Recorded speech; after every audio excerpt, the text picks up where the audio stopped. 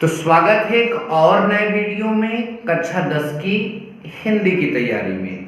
आप इस समय यूपी बोर्ड 2022 की तैयारी कर रहे हैं और मैं आपका एजुकेटर शिव कुमार यादव आपकी तैयारी को काफ़ी स्ट्रांग बना रहा हूं। इस समय मैं आपको हिंदी की जो संस्कृत खंड है उसको क्लियर करा रहा हूं। संस्कृत खंड में श्लोक 2 नंबर का पूछा जाता है, उस पर मैंने 4 वीडियोस गाकर समझा दिया, आप जाकर उसको प्लेलिस्ट में देख सकते हैं। संस्कृत से प्रश्नोत्तर पूछे जाते हैं तो हमने इंपॉर्टेंट प्रश्नों की श्रृंखला करीबन 7-8 वीडियो उसका भी बना दिया, आप उसको जाकर देख लीजिए। अब संस्कृत का 4 नंबर का जो प्रश्न है वो गद्यांश या फिर पद्यांश या फिर कहीं श्लोक की व्याख्या करने के लिए आता है और यहाँ पर बच्चे जो है फंस जाते हैं। तो मैं आपको तकरीबन 7-8 तो संस्कृत के श्लोक की व्याख्या कराऊंगा और करीबन 5 तो जो है गद्यांश की व्याख्या कराऊंगा और निश्चित रूप से इसी में आपका फंसेगा और जितना मैं आपको पढ़ाऊंगा बस आप उतना ही पढ़िए और आप हमारे द्वारा बनाए जो बताया जा रहा है उसका नोट्स बना लीजिए, ठीक है। तो आज पहला मतलब की व्याख्या मैं कराने जा रहा हूँ, इसलिए मैं इतना बोल रहा हूँ। बाकी जब दूसरे वीडियो में आऊंगा डायरेक्ट व्याख्या पर ही मैं फोकस करूंगा, ठीक है। तो आज जो मैं आपको एक चीज आगे बढ़ने से पहले बता दूं कि 4 व्याख्या हमारा जो है वो जीवन सूत्राणि नामक पाठ से ही बताया जाएगा और उन चारों वीडियोस के आने वाले 3 और वीडियोस के संदर्भ एक ही होंगे। संदर्भ में कोई बदलाव नहीं किया जाएगा, सिर्फ उसका अनुवाद बदला जाएगा।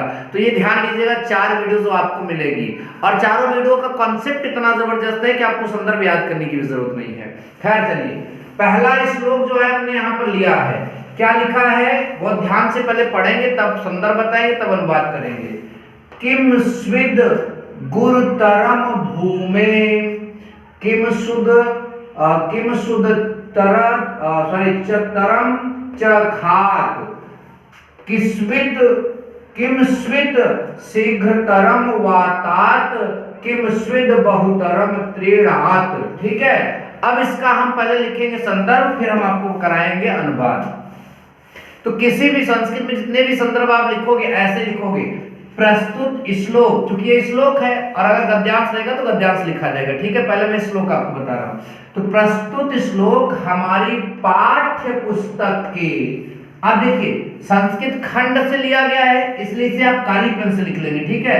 हमारा तो कुल काला ही है, आप बाकी से नीला पेन से लिखेंगे, इसको काली पेन से लिख लेंगे।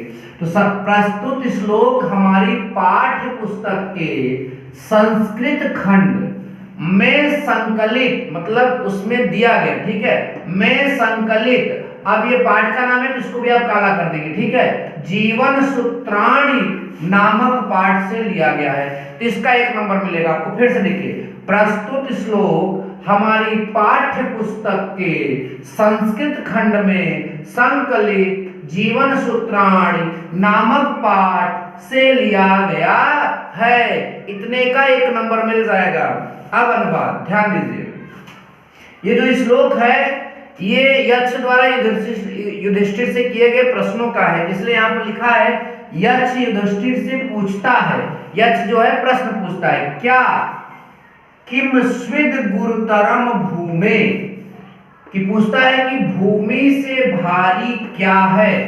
किम स्विद मतलब क्या है, गुरुतरम मतलब ये भूमि होता है, सॉरी भारी होता है, अब भूमि मतलब भूमि, तो भूमि से गुरुतरम मतलब भारी, किंचित मतलब क्या है।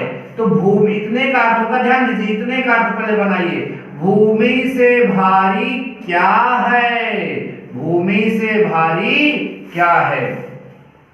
फिर आगे लिखा है किम स्विदुच्चतरम, किम स्विदुच्चतरम मतलब किम स्विद उच्चतरम, अगर ध्यान से देखिए तो किम स्विद आधा दा रहेगा, फिर उच्चतरम, तो किम स्विद उच्चतरम च खात, च माने और, किम स्विद का मतलब पहले बताया क्या है, उच्चतरम मतलब ऊंचा, खात मतलब आकाश। फिर से सुन लीजिए, किम स्विद उच्चतरम, इस पूरे को अगर तोड़कर पढ़ेंगे तो मिलेगा किम स्विद उच्चतरम।